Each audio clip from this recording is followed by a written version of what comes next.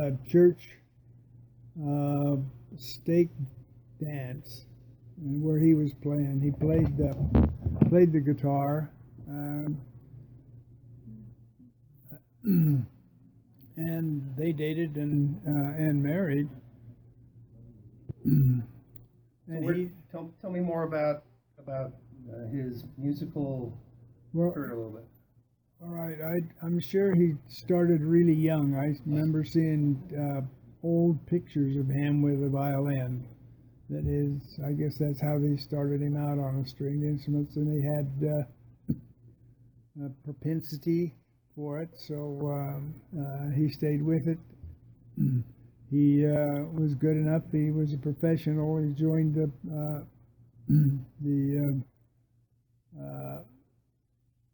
organization. I forget what it's called, Federation of Organized Musicians or something like that. Like a union? Uh-huh. He worked at the Coconut Grove, which was a dance hall downtown on Main Street. Later changed to the Rainbow. The name changed to the Rainbow when the Rainbow burned down. Have a lot of regret because I never heard him play. I know I would sneak when his instruments weren't always at home, but when his instruments were at home, I would sneak and open the case and plunk them and stuff like that. And, but he worked hard, 3 to 4 nights a week. So I didn't see him. We didn't see him very much after 9 o'clock when he left and went to work. So there's a story you told me once about what he used to let you do to help prepare for him for performance of his. Oh, with well, the guitar picks. yeah, he used guitar picks, and they had to be sharpened. And to give me something to do, he would give them to me, and I would rub them on the carpet to sharpen them or make them whatever they did. But that's what he had me do. And what were these picks made out of? I don't know. It could have been whalebone. It could have been turtle shell. It could have been anything at that time. I don't know what composition of material, but it was like a plastic. But they hadn't invented plastic Right. yet. So, So whalebone or yeah, something like that. I don't know. They looked like they kind of had a brown and white pattern in them and stuff. But yeah, and I look forward to that. And so there's another story I want you to talk about.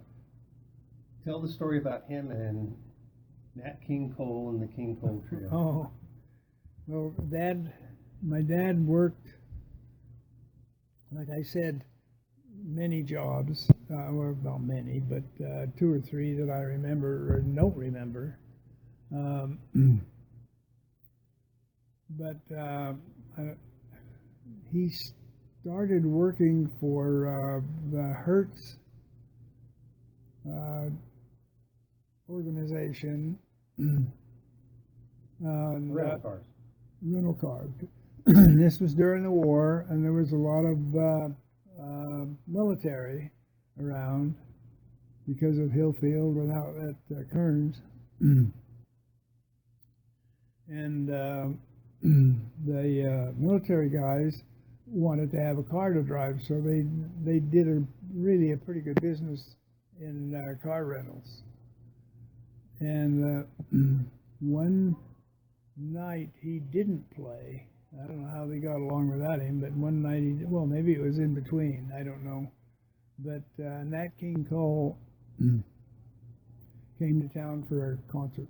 And that was with who? With him and the King Cole Trio, right? Yes, King Cole Trio played a concert. I don't know the details of the concert or where it was or anything like that.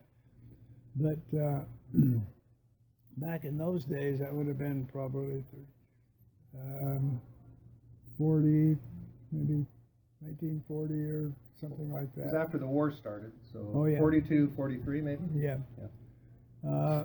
And the only place that black folks could stay in a fairly decent hotel was the Newhouse Hotel downtown.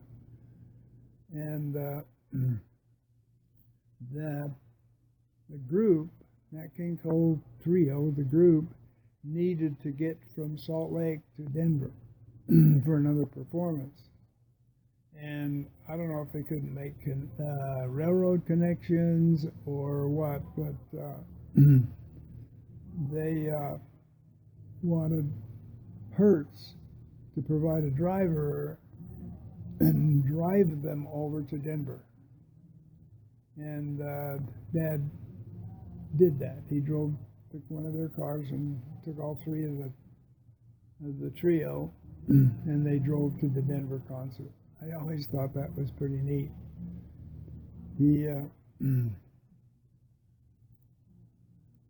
My dad was resourceful.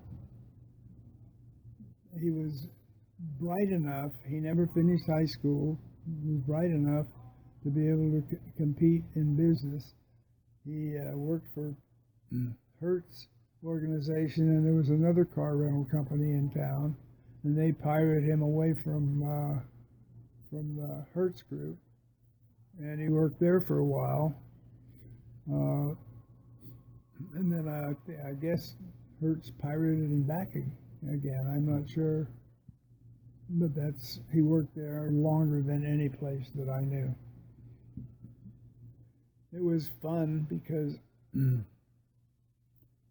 the way things were back in those days, and they weren't that old a days, but 6 or 7 years old, we would catch the bus. Buses went downtown. You'd go up on 7th East and catch the bus. I think it was a nickel. And we would just wander around town through the department stores and look at the stuff and everything else. And then we would walk down to the Hertz business or company, whatever, and well, they called it drive yourself. That's what they called it. And then we'd ride home with Dad. Dad got off work at 6 o'clock, and so and we'd go down there and putter and Good afternoon. Lunch reserved at 300 Hall. Thank you. and putter and stuff. I remember when the trucks, because they leased a lot of trucks for deliveries. Sears released their trucks, and a number of commercial companies for delivery. It was easier for them to release them than it was to own them. But they had one gas pump, and when these trucks came in at the end of the day, they would have to be gassed up for the next day. And I don't know how it started, but and I was probably maybe 6 years old or 7. Every time they gassed the truck, then it had to be taken to park, and so the next one could come in, and the trucks were all lined out, clear back out to Main Street, and so I started moving the trucks up, and I thought it was pretty cool. How old were you? Either 6 or 7. You were driving at 7. Yeah, straight ahead. But I drove them. I pulled them up. They had a yard in the back where they parked them, some of them, and I had this. I don't know what it was, but it was a kind of a stake truck, and it had a tailgate that dropped down. And I had gone the next step and said, well, if I'm pulling them up, well, I can park them. So I started parking them too, and I had driving one, and the tailgate was down, and I tried to back into a stall and missed it by about 6 inches, and that tailgate just ripped us. Ripped a piece out of that truck, and that ended my truck driving day.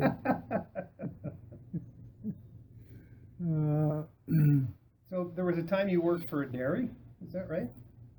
Me? Yeah. Well, when we moved to Holiday, Okay. we lived right across the street from Florence, Henry Florence and his family, and they owned a dairy. They ran cows just right there in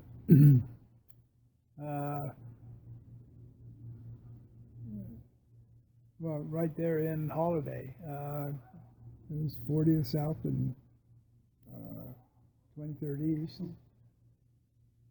Anyway, they ran these cows. It was a good place to hang out for because Giles Florence was the son that ran the dairy, and he pretty much ran it by himself.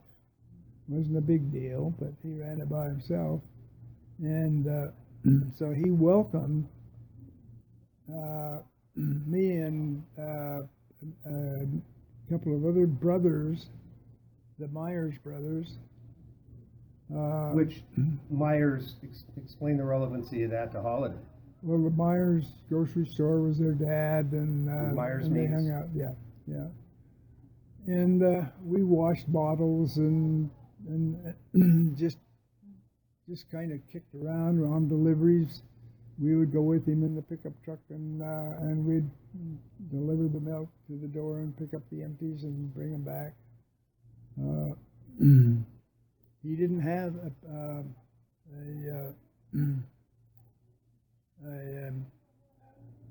what do you call it when pasteurized? No, pasteurized is cooking it. He didn't have it. He always sold it all raw. Pasteurized or homogenized. Homogenized, and he couldn't homogenize it either. So So the cream would settle to the cream would come to the top. So we did that. I pretty much until we moved, and we didn't live in Holiday very long. I think it had something to do with my mom. She didn't like it. It was the too war rural? was- Was it too rural? I for her? don't know. I don't know, but You never think of Holiday as rural, do you? no, not now. You don't. What was I going to say? He. The war was ending. They bought this house across the street from Florence's. The war was ending, and they bought a lot. I mean, they wanted to be close. She wanted to be close to Aunt Ruth. They were buddies, and they bought this. That was her sister? Yes, and they bought this lot over on 23rd East and 27th South, and they built a house on it. They hired a contractor, and built a house on it. Well, building the house went slow, and they sold the house in Holiday, and cut a deal with Uncle Joe to live with him and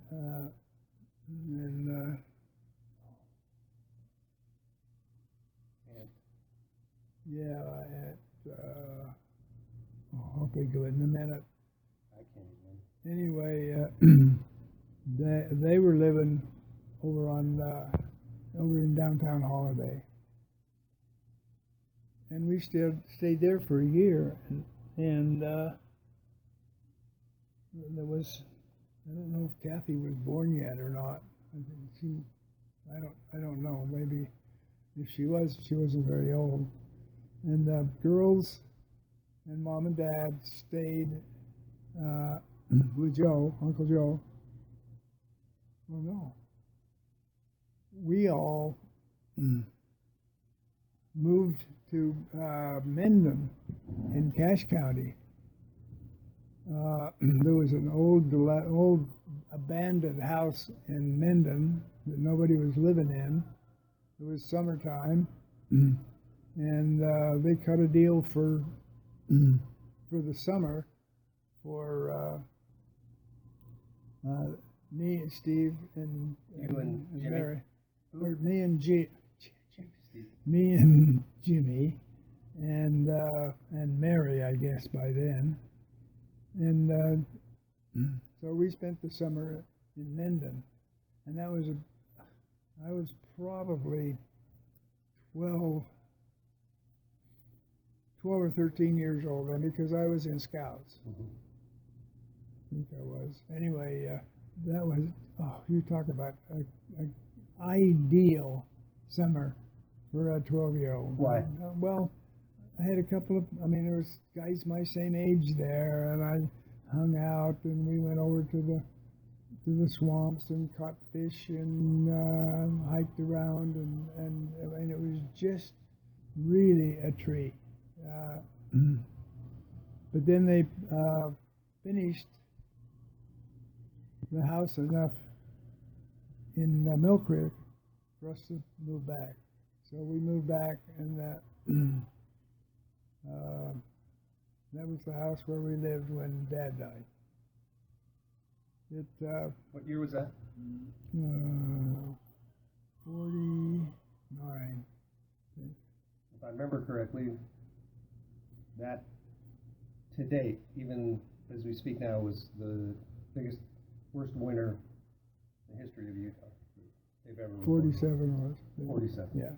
And I guess we moved in 47 because it was the celebration of the sesquicentennial of 47 days of 47. If you're interested, I haven't read it in 100 years. I should get it and read it. I'm stupid. And Eva saved me a copy of all the genealogy and all of the stories that she wrote about my dad and his brother growing up and what they did growing up. I don't know if that's something you'd do, but I'd like to read it again. It's sitting, where the bookcase I made that is on the In the living east. No, it's downstairs in the office. room? There's a bookcase on the, I guess it's the east wall. But it's right next to the doorway that goes into the furnace room. Okay. Okay. It's a stack of papers that haven't been moved in years that she mailed to me when. So I would really like to have them, at least to have something to do while I'm in this situation. So I'll ask you to bring them next time you come, or have Jim have Steve bring them. Yeah. That's a good idea. Yeah. So we lived in that house on 23rd East. You and Nan And Jimmy and Mary. Mm-hmm. And I think Kathy was born about that time. I think. And that big snowstorm came, and Dad was scraping the snow off the roof. The house had 3 dormers in the front, and the dormers, I don't know why he decided to do it, but the snow was so deep on the roof, he was up in the second story in one of the bedrooms with a shovel, I guess, and trying to shovel that off, maybe so it wouldn't. I don't know why. I was gone, and did a scout meeting, and I just remember vividly Jimmy coming and knocking on the door of Scoutmaster's house, and his wife, the Scoutmaster's wife, answered the door, and they said, "Well, Dick, there's somebody here that needs to see you." And I went to the door, not knowing anything. was it Jimmy, or was it Uncle Will? No, it was Jimmy. Okay, Jimmy. And he was on the doorstep, and he had been crying, and he said, Daddy died. And Uncle Will had brought him over there. Yeah. And I mean, it just hit me like a ton of bricks, and I left that meeting and I started walking, and I'll bet I walked 10 miles, just trying to get it off. It just couldn't happen, you know. It just couldn't happen. What now? So tell me about Nan. Because I call her Nan. She's your mom. But, Yeah. She wanted to be called Nana and not Grandma. Is that right? Yeah. Do you know why? No, I don't. I never knew. That was something she had between you kids, I think. Anyway, her circumstances were, I mean, they were so happy. I mean, they finally got the house that they dreamed of, that they wanted, and things were going really well. And then Dad died, and poor Mom had never worked before. She had 3 kids, and they all qualified for Social Security, for survivor benefit. But me and Jimmy, we had piddly jobs, but the piddly jobs eliminated the Social Security money for Mom. It didn't. I mean, we're just too young or too naive to know what was going on. But she sold that house and moved to a house down on Highland Drive and 29th South. And I used to walk to school from there. I was still at Granite. Used to walk to school from there. And I got a job at the Villa Theater as an usher. Well, parking cars first, and then graduated to an also. That was in those days when they used to have customer service for theaters. And Mom, I mean, she was a trooper, I guess, because in my senior year of high school, on a kind of a dare or whatever, the war had started in Korea. The news was bad. They were going to start drafting 18-year-olds. And a few of my friends were kicking around, and they were all 18 and had already graduated from high school. And they decided they want to go in the Army or be drafted. So they decided they were going to join the Navy. And I, like an idiot, I said, sounds good to me, I'll go with you. So I quit, or I mean, I joined the Navy. I probably did my semester in my senior year. And we joined the Navy and left in January of the next year for boot camp. But tell me what kind of a mom Nan was. oh, she was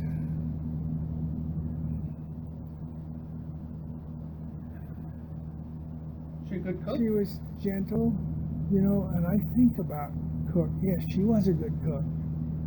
And she cooked a lot of stuff that, I mean, to me it was just some of it I didn't like, some of it I did like, but she was cooking, and I reflect back now, she would have been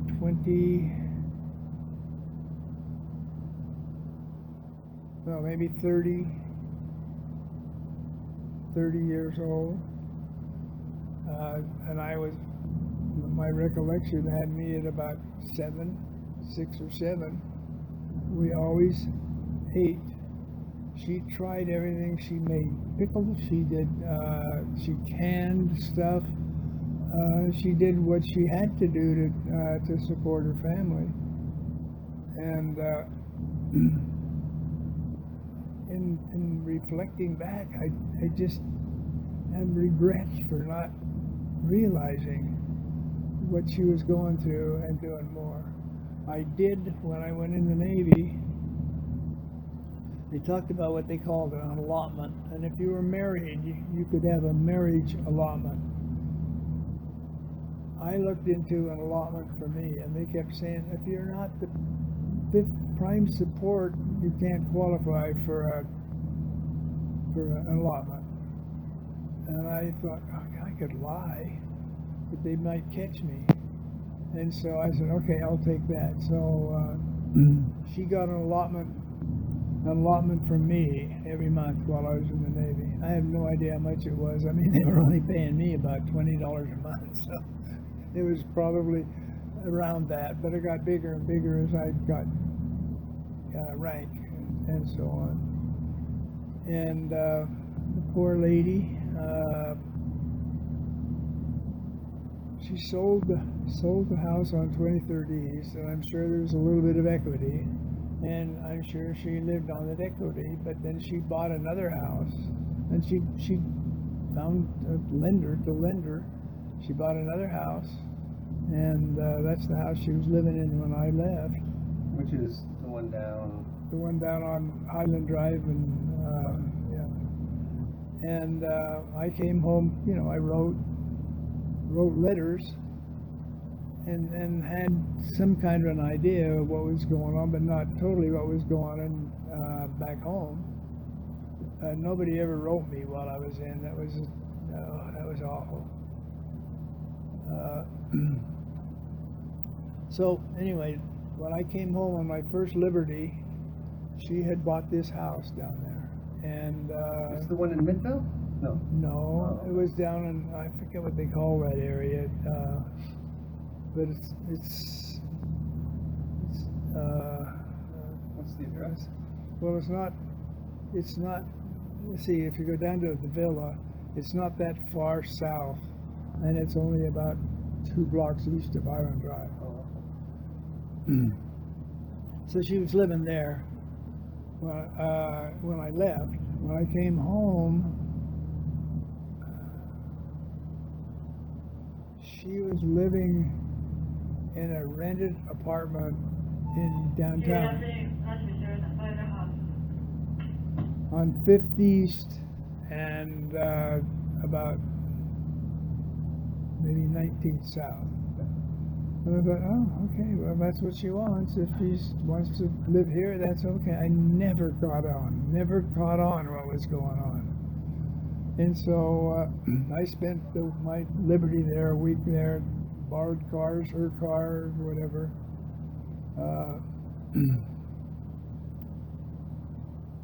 And then I went back. I don't know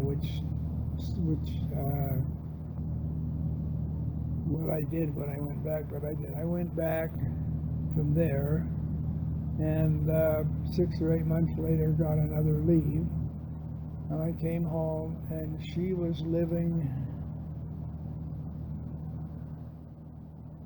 I think maybe it was when she was living at Grandma Wheat's house in a trailer behind her house.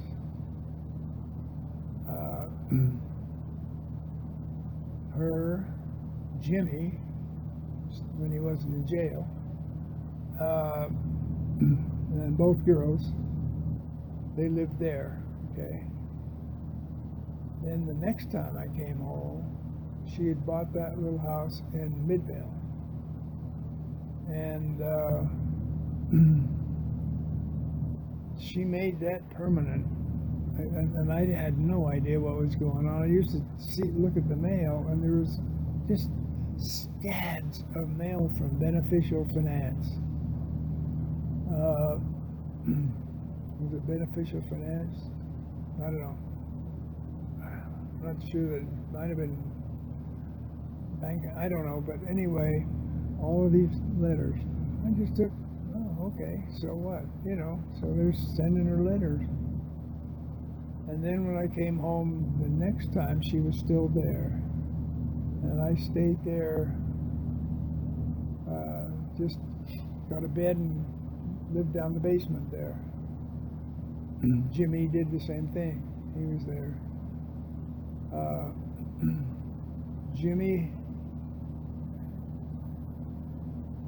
did a lot. I'm not sure what he did or didn't do because it wasn't too popular, but I know he got into some trouble and Mom had to hire an attorney to get him out. But So you were talking about beneficial finance. yeah. So after I'd come home and been discharged, talking with Kathy, and Kathy, she let go of me how upset she was and Mom was that I left her in the lurch and went in the Navy. But anyway, I don't know what the timing would be, but I connected the beneficial letters. Kathy helped me. She called us in the name of a man who worked there, and for some reason he liked my mom and tolerated her falling behind in the mortgage and gave her a chance to catch it up. And so the mortgage, I think, was caught up when I came home. If it wasn't, she never said, "Can you help me bring it up?" And I never offered, because I didn't know what the situation was. I figured if she needed me, she'd say something, I guess. So that allowed her to stay in that house. And she stayed and sold the house. They made it. Kathy was in charge of the financial, and there was Kathy wanted to do a lot of things with the equity, which was okay. Well, which house did she sell? The one in Midvale? But Well, yeah, she was living in that house in Midvale. right. Okay. And she had another house? No, that she had that's sold? it. Well, she was living there when you can remember. Right. I mean, yeah. She died. When she died, Kathy sold the house. The equity was fair for that time. Sure. She made a distribution, an equal distribution to all of us kids. It wasn't much, but to clear that, she also wanted to. My mom never did like what she got talked to in the cemetery. So what was that? They wanted. Anyway, she ended up being talked into putting in a. Mausoleum? Yeah, in a mausoleum there, which was, okay. So where was that? Up at, what's the name of it? It's up on 13th South and above the Boulevard. Yeah. Yeah. So he was in a mausoleum. Yeah, he was in a mausoleum, and it just bothered Mom. Kathy said it just bothered her. So when Kathy arranged to bury Mom, she was bound and determined she was going to have my dad exhumed so that he could be laid down. They could be together. And that's which cemetery was that? same cemetery, Which one? the one up on. Oh, 13th. on 13th. Yeah, Oh. yeah. No. I'm sorry. Kathy bought a lot at the cemetery in Sandy. I forget what the name of it is, but it's out there. And then she had my dad exhumed and put out there. Okay. She was a proud lady. Uncle or Aunt Ruth was bound and determined she was going to get her married. She kept fixing her up with guys and not fixing her up, but proposing and Mom just says no. She would date him one time or two times or something, and she just said, you know, there's only one for me, and thanks, Ruth, but no thanks. So,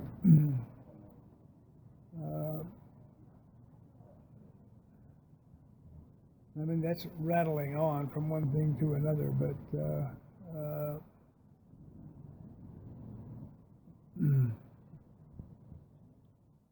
That's good. We'll It leave was- it there. Anything else you want to say?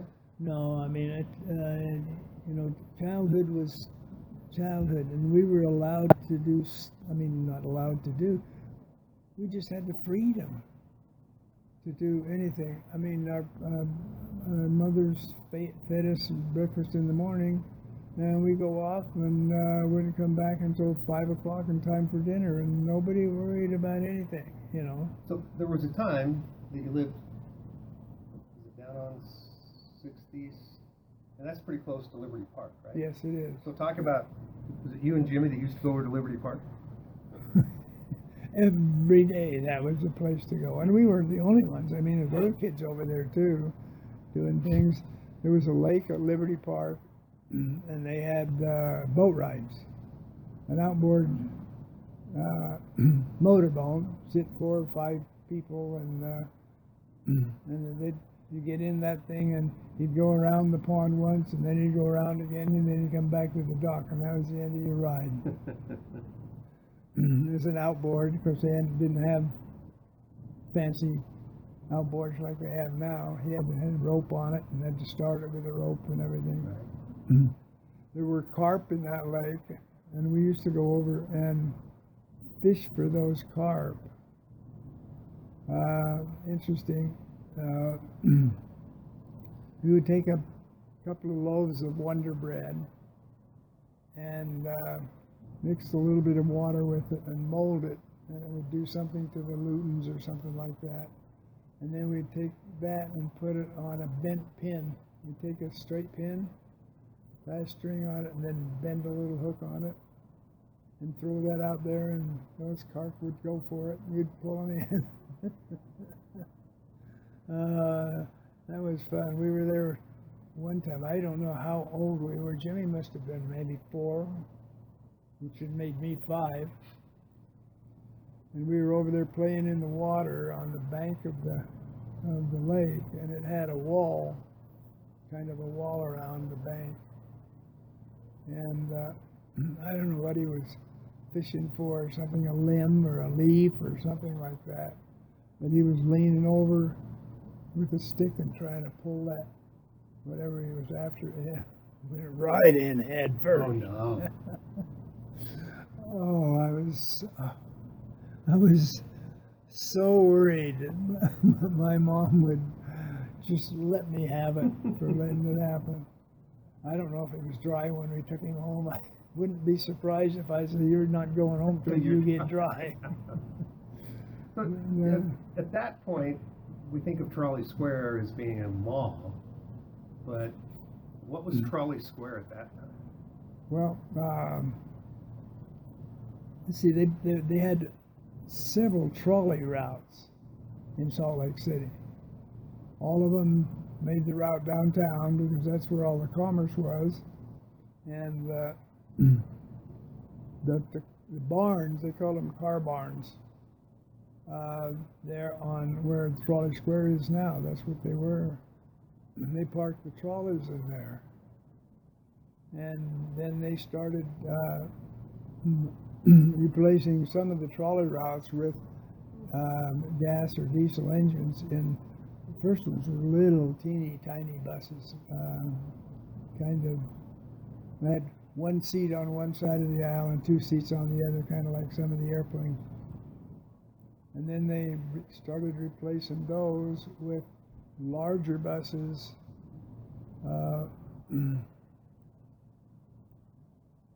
And we had a route, one of the routes that came right on 7th East, just Good afternoon, Century Circuit 4.5. just east of where we lived. So we could walk up there and for 10 cents or a nickel or something, we could take the bus, and they all went through town. That was the purpose.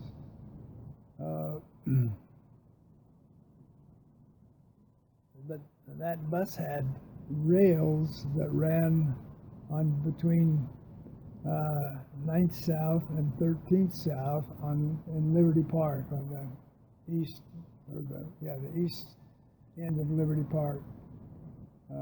And we used to go over there and put pennies on the rail and let the trolley run over them and smash them. How far did the trolleys go out? How far south?